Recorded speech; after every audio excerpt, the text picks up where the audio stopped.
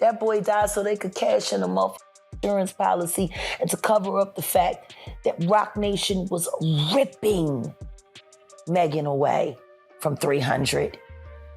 I guess nobody's paying attention to the fact that complete control of Megan Thee Stallion's career was taken over right after TakeOff died. Bro, I ain't fuck back and forth, bro. I've been hurt somebody, bro. Oh, what are you doing? No, hell no. When these rappers get killed, not incidental. Somebody made $100 million and now don't have to talk to that artist or none of their crew, don't have to validate none of their contracts. So Jaguar Wright is back at it again, making shocking allegations about her usual suspect, Jay's. And this time, Jaguar is claiming that Jay's company Roc Nation had a hand in the tragic death of Migos rapper TakeOff. She's alleging that TakeOff was part of a larger scheme, a corporate hostile takeover orchestrated by Roc Nation. And get this, according to Jaguar, at the center of it all is Megan Thee Stallion, who famously clashed with her former label 1501 Certified Entertainment and its CEO J Prince. Adding fuel to the fire, Jaguar pointed out that J Prince's son was present at the scene on the night of TakeOff's passing, suggesting a connection to Roc Nation. But here's the big question. Is there any concrete evidence to back up Jaguar's claims linking TakeOff's death to Roc Nation and Megan Thee Stallion? That's what we're here to unpack, so let's dig into the details. And I'm not saying allegedly. Oh, okay. I'm saying, Sean Carter, you're a piece of shit.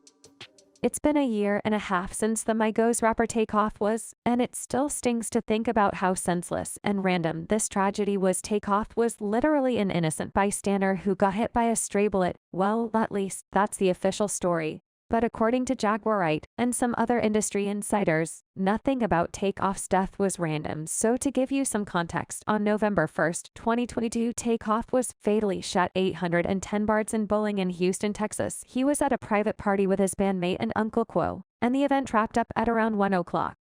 Later outside the venue, things took a terrible turn. It seems Quo was involved in some sort of disagreement with a group of people, allegedly over a dice game. Some words were exchanged, and before you knew it, were fired. Unfortunately, TakeOff, who wasn't directly involved, ended up being hit by a stray bullet. According to the Houston Police Department, TakeOff was found DOA, while 2 other victims who sustained wounds were taken to the hospital. Officers arrived.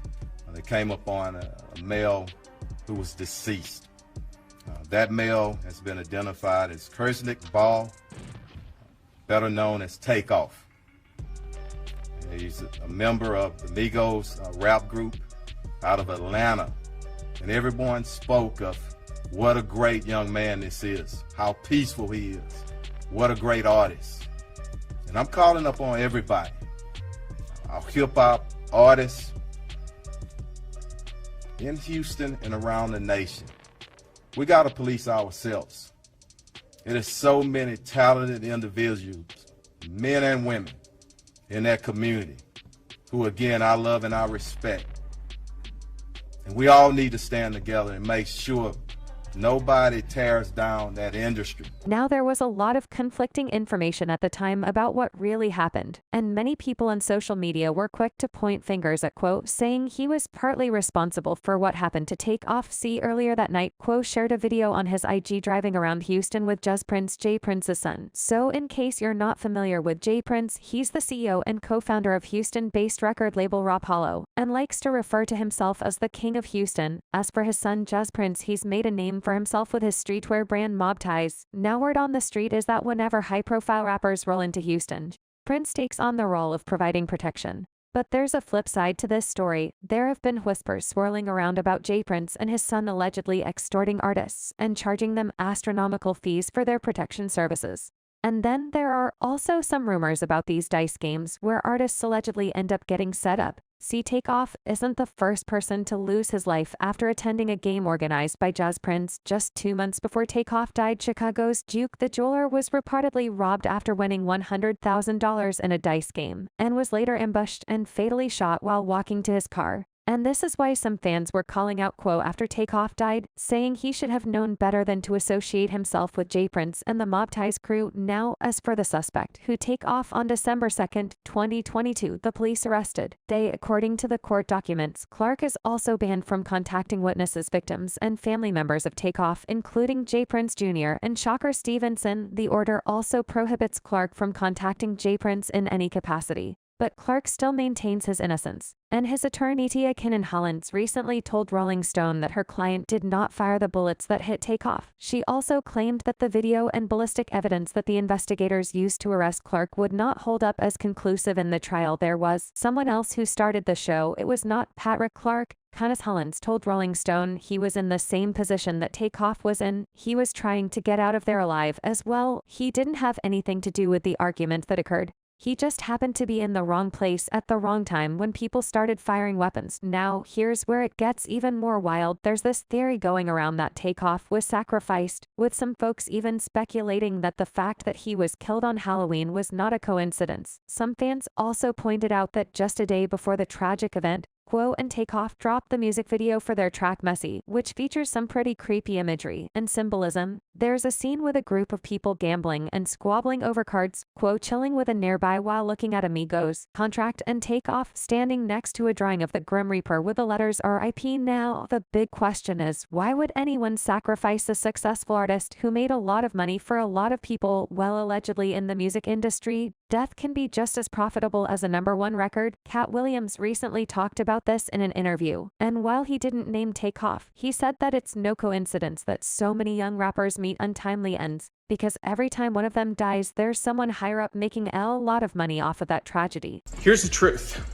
The truth is this: a bunch of young black male rappers keep dying. You know who's not dying? Record executives. The record executives that push for them to continue to make songs and create a culture that is obsessed with death. The industry's obsessed with it, but those record executives, they're not dying because they don't push this culture on their own people, but they're encouraging you to push it on yours, and they're paying you handsomely to do it. We're being used.